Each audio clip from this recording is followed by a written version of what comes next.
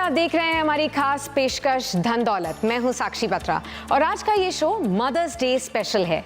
वैसे तो हर दिन ही मदर्स डे होता है क्योंकि माँ एक ऐसा शब्द है जिसके बिना हमारी जिंदगी अधूरी है। आमतौर पर हम मदर्स डे के खास मौके पर अपनी माँ को फूलों से, केक्स और कार्ड से नवाजते हैं, लेकिन इस बार अपनी माँ को आप दे सकते हैं उनकी सेहत और वित्तीय सुरक्षा का एक खास तोहफा। कीजिए कुछ ऐसा निवेश जिससे उनका वित्तीय भविष्य और भी मजबूत बन सके।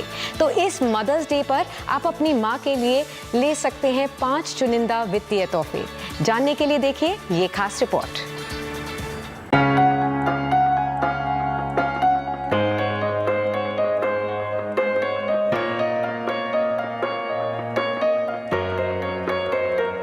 माँ महज एक शब्द नहीं बल्कि अपने आप में एक घर है,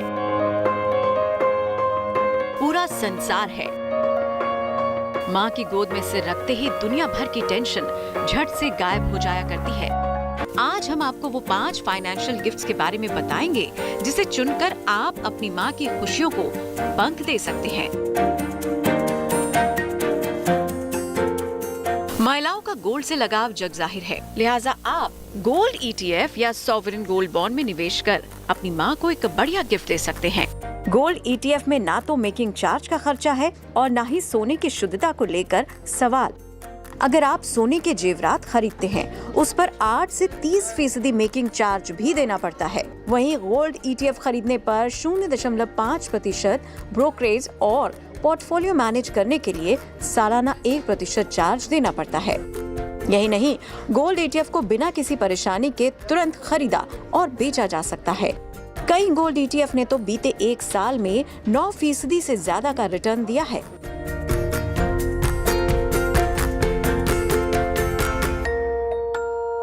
मार्केट के मुश्किल समय में निवेशक एक सुरक्षित ऑप्शन की तलाश करते हैं। इन्वेस्टमेंट का ऐसा विकल्प जहां उनका पैसा भी सुरक्षित रहे, साथ में बढ़िया रिटर्न भी मिले। लिहाजा म्यूचुअल फंड बाजार को जोखिम को काफी हद तक कम करता है। म्यूचुअल फंड में एक मुश्त और SIP के जरिए निवेश का तरीका चुन सकते हैं। साथ ही SWP यानी सिस्टमैटिक विड्रॉल प्लान के जरिए निवेशक एक तय रकम म्यूचुअल फंड स्कीम से वापस पाते हैं। यानी कि SWP के जरिए निवेश पर डेली, वीकली, मंथली, तिमाही, 6 महीने या सालाना विड्रॉल की सुविधा मिलती है। अगर आप अपनी माँ के लिए रिस्क और रिवॉर्ड के फॉर्मूले से दूर सुरक्षित निवेश करना चाहते हैं, तो आपके लिए पोस्ट ऑफिस की मंथली स्कीम में निवेश फायदा का सौदा साबित हो सकता है। पोस्ट ऑफिस की मंथली स्कीम में सुरक्षा की गारंटी के साथ आपको गारंटेड रिटर्न भी मिलता है। मंथली इनकम प्लान के तहत हर साल अधिकतम 4.5 लाख रुपए तक का निवेश किया जा सकता है, जहां सालाना 6.6% की दर से ब्याज मिलता है। यूँ कहें, अपनी माँ की हर छोटी से छोटी जरूरतों के लिए पोस्ट ऑफिस की मंथली स्कीम एक अच्छा निवेश साबित हो सकता है, क्योंकि यहाँ हर महीने एक तय रकम मिलती रहेगी। इस मदर्स डे आप अब मेडिकल इंश्योरेंस भी गिफ्ट के तौर पर चुन सकते हैं। बढ़ती उम्र और बीमारियों से मुकाबला करने के लिए मेडिकल इंश्योरेंस जरूरी है। लिहाजा अचानक आए मेडिकल खर्चों से निपटने के लिए कोई बढ़िया मेडिकल इंश्योरेंस गिफ्ट किया जा सकता है। कोरोना महामारी के भयावह दौर को दुनिया ने देखा और झेला। जब सब कुछ बंद हो गया था, तब सिर्फ इमरजेंसी के लिए बचाकर रखा हुआ पैसा ही काम आया।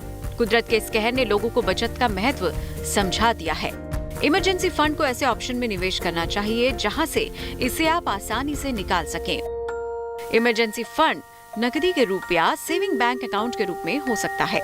इमरजेंसी फंड को आप लिक्विड म्यूचुअल फंड या डेट फंड में भी रख सकते हैं।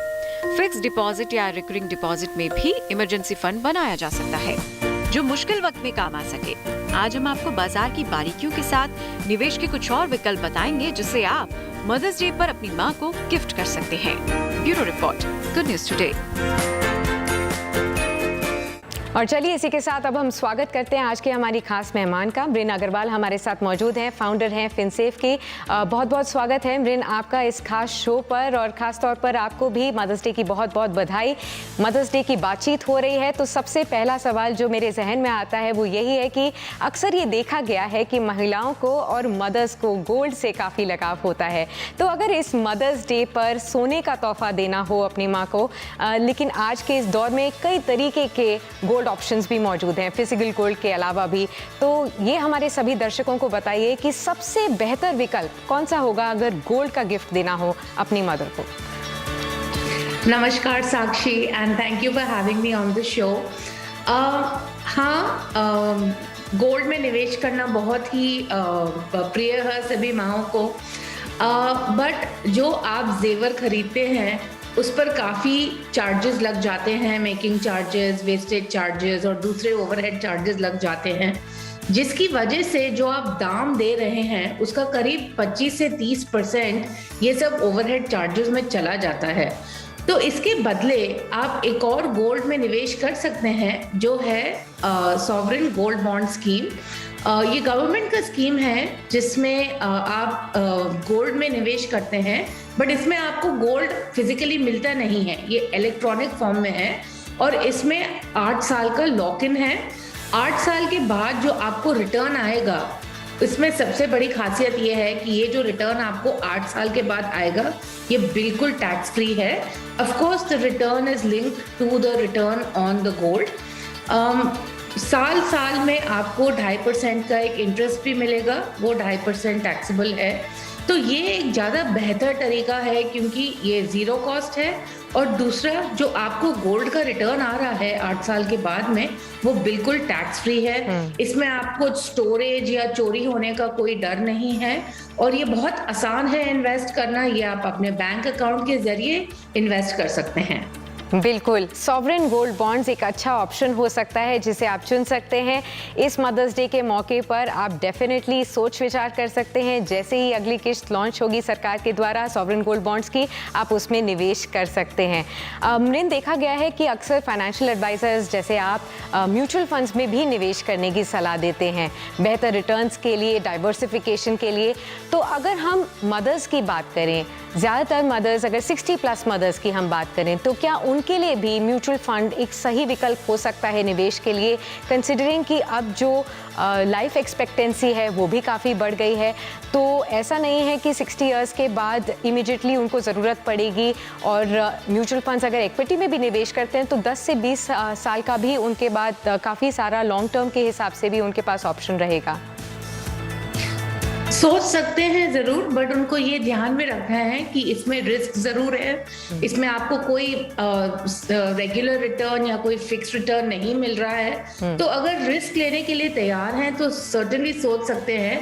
एक्चुअली मैं कहूँगी कि अगर आप म्यूचुअल फंड के बारे में सोच रहे हैं एंड आप सोच रहे हैं कि 60 साल की उम्र में इसमें निवेश करें, तो आई फील कि बैलेंस फंड एक ज़्यादा बेहतर ऑप्शन रहेगा, क्योंकि इसमें रिस्क थोड़ा कम होता है प्योर इक्विटी फंड के जरिए मुकाबले में। सो आई विल सजेस्ट कि बैलेंस फंड अच्छा रहेगा। ठीक है, तो अगर 60+ मदर्स के लिए आपको म्यूचुअल फंड्स में निवेश करना है तो बैलेंस फंड्स में आप निवेश कर सकते हैं। इसमें रिस्क भी बैलेंस्ड होता है और ज़्यादा सेफर होता है अगर आप full on equity mutual funds में निवेश करने के बजाय इसमें अगर निवेश करें तो। मृन, ये भी देखा गया है कि मदर्स को अक्सर ये लगता है कि उनके पास एक रेगुलर इनकम का कोई सहारा नहीं है, तो कुछ ऐसे विकल्प भी बताइए जिसमें निवेश करके लोग अपनी मदर्स के लिए एक रेगुलर इनकम जनरेट कर सकते हैं। बहुत सारी स्कीम्स हैं। एक तो post office monthly income scheme है, आरबीआई फ्लोटिंग रेट बॉन्ड है। अगर वो महिला सीनियर सिटीजन है तो सीनियर सिटीजन सेविंग स्कीम्स भी अवेलेबल है। पीएम वाया वंदना योजना जिसमें आपको एक पेंशन मिलती है वो भी अवेलेबल है। तो ये 3-4 तरीके तो हैं ही। फिक्स डिपॉजिट के अलावा ये 5 स्कीम है जिसमें आपको एक रेगुलर रिटर्न मिलेगा, एक रेगुलर इनकम मिलेगी और इन सब में आपको एक फिक्स्ड गारंटीड रिटर्न मिलेगा। ओके, तो तमाम स्कीम्स यहाँ पर बताई जा रही हैं जिसमें निवेश कर सकते हैं और आप एक रेगुलर इनकम भी पा सकते हैं और मदर्स के लिए ये काफ़ी अच्छा ऑप्शन भी माना जाता है। एक फिक्स्ड रेट ऑफ रिटर्न भी है तो आपको सेफ्टी भी है, किसी तरीके का ज़्यादा रिस्क भी नहीं है और ज़्यादातर ये गवर्नमेंट फंडेड स्कीम्स होती हैं तो सिक्योरिटी भी इसकी बढ़ जाती है। और अब बात करते हैं हम हेल्थ के ऊपर। अक्सर हम लोगों को लगता है कि हमारे पेरेंट्स की हेल्थ अच्छी रहे, तो जब हम मदर्स डे पर बात कर रहे हैं और मदर की हेल्थ की बात कर रहे हैं, आजकल के ज़माने में हम देखते हुए जा रहे हैं कि हेल्थ केयर एक्सपेंसेस लगातार बढ़ रहे हैं। स्पेशली पिछले 2 साल में जब हमें कोविड-19 का सामना करना पड़ा है, हमने ये बहुत करीब से देख लिया है कि हॉस्पिटल बिल्स और जिस तरीके से प्रॉब्लम्स आती हैं हेल्थ केयर को लेकर, उससे ज़्यादा लोग अब इंश्योरेंस की इम्पोर्टेंस को भी समझने लग चुके हैं। तो और बढ़ती उम्र के साथ ये और भी ज़रूरी हो जाता है। तो अगर हम इस बात देखें कि किसी को अपनी मदर के लिए हेल्थ इंश्योरेंस का तोहफा देना हो तो वो कैसे चुन सकते हैं अपनी मदर के लिए एक सही हेल्थ इंश्योरेंस? कौन सी बातों का यहाँ पर ध्यान रखना होगा?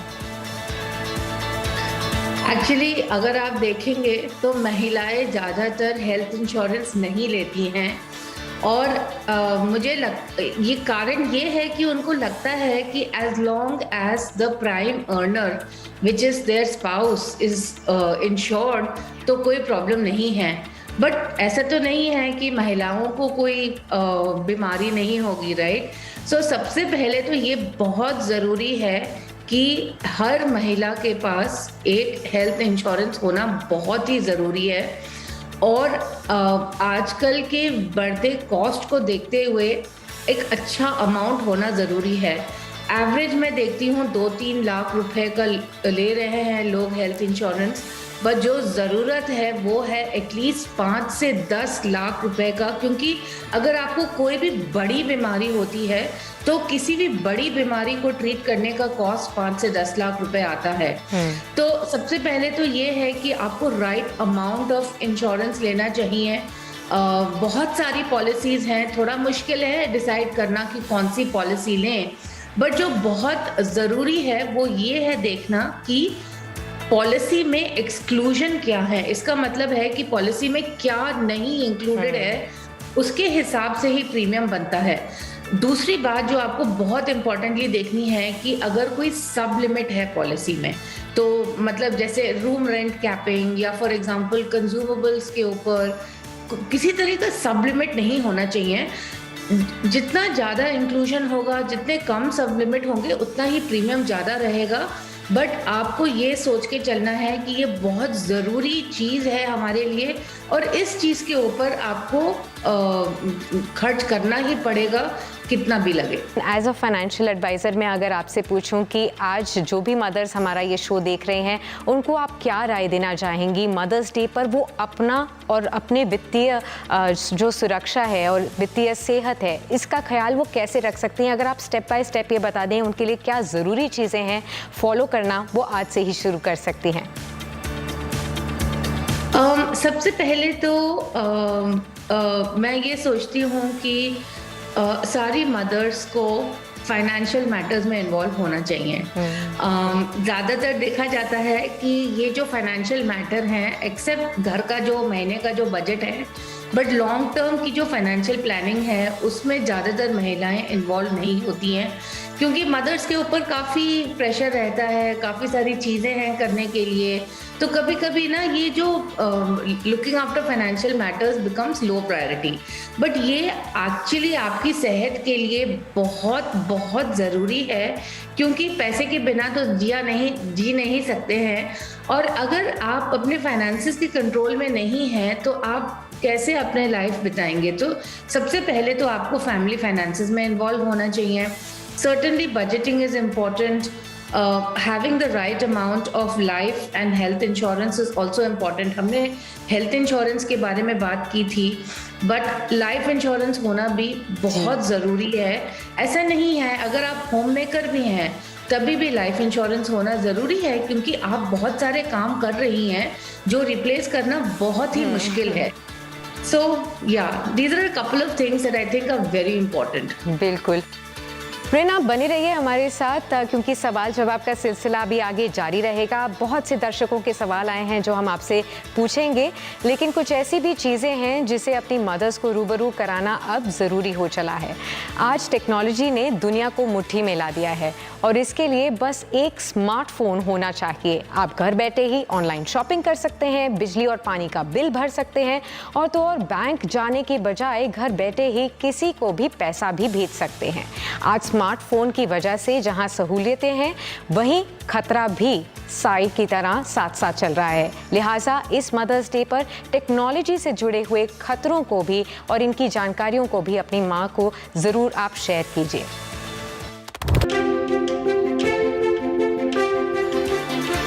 और अब वक्त है जनता के सवालों का। मृन, सबसे पहला सवाल हमारे पास दिल्ली से आया है। नीरज का सवाल और जानना चाहते हैं कि उनकी माँ रिटायर्ड गवर्नमेंट ऑफिसर हैं, उनकी पेंशन आती है 25,000 रुपये और माँ के लिए इस पैसे को वो कहाँ निवेश करें, ये आपसे जानना चाहते हैं। सिंस वो रिटायर्ड हैं और आई वुड सजेस्ट कि ये आप सेफ जगह में ही रखें। मैंने बहुत सारे सेफ ऑप्शंस बताए थे। मेरे ख्याल से तो ये फिक्स डिपॉजिट में ही डाल के रखें तो वो ही बेहतर रहेगा। एक आखिरी सवाल हमारी दर्शक की तरफ से जो आया है वो भी ले लेते हैं। ये जलंधर से सवाल आया है गौरव का। गौरव पूछते हैं कि अपनी माँ के लिए अगर कोई इमरजेंसी फंड उनको बनाना हो तो सुरक्षित निवेश के लिए क्या एफडी या आरडी के जरिए ही पैसा जुटाना सही रहेगा? बिल्कुल, देखिए जो इमरजेंसी फंड है वो आप यूज कर रहे हैं जब आपकी कोई इमरजेंसी आ रही है, तो इस फंड में हमें रियली रिटर्न्स के लिए नहीं देखना चाहिए। हमें क्या देखना चाहिए कि जब हमें पैसे चाहिए तो कितनी आसानी से हम ये पैसे निकाल सकते हैं। So actually I would say कि 25% जो आपका इमरजेंसी फंड है उसका 25% आप सेविंग्स अकाउंट में रखिए और जो बैलेंस अमाउंट है आप फिक्स डिपॉजिट में रख लीजिए। चलिए, इसी के साथ मृन, मैं आपको बहुत बहुत शुक्रिया कहना चाहती हूँ हमारे साथ इस खास शो में बने रहने के लिए और हमारे सभी दर्शकों के सवालों के जवाब भी देने के लिए। साथ ही मदर्स डे के मौके की एक बार फिर से आपको बहुत बहुत बधाई। Thank you. चलते चलते आपको इस हफ्ते की बड़ी खबर के बारे में बताते हैं, जो है LIC का IPO, जिसे लेकर निवेशकों में गजब का उत्साह देखा जा रहा है और इसे एक शानदार रिस्पांस भी मिला है। अब देखा जाए तो LIC के IPO में आप 9 मई तक निवेश कर सकते हैं, यानी कि 5 दिनों के लिए IPO खुला है जिसमें आप बिड कर सकते हैं। IPO के पिछले 3 दिनों में ही प्रदर्शन काफी बढ़िया रहा है। शुरुआत के 2 दिन में भी LIC का IPO 100% से भी ज्यादा सब्सक्राइब होता हुआ दिखा। इसके अलावा अगर हम अलग अलग कैटेगरीज की भी बात करें तो पॉलिसी होल्डर्स के हिस्से में 3.63 गुना सब्सक्रिप्शन मिला है। LIC के कर्मचारियों के लिए जो रिजर्व रखा गया था हिस्सा, उसमें 2.75 गुना सब्सक्रिप्शन हो चुका है। वहीं रिटेल निवेशक के कोटे में 1.11% सब्सक्रिप्शन देखा गया है। आपको बता दें कि IPO में खुदरा निवेशक के लिए 35% शेयर रिजर्व रखे गए हैं। 15.8 लाख शेयर LIC कर्मचारियों के लिए रखे गए हैं और 2.2 करोड़ शेयर पॉलिसी धारकों के लिए रिजर्व रखे गए हैं। चलिए, आज के लिए बस इतना ही। अगले एपिसोड में हम एक और नए मुद्दे के साथ हाजिर होंगे। आप बने रहिए गुड न्यूज टुडे के साथ।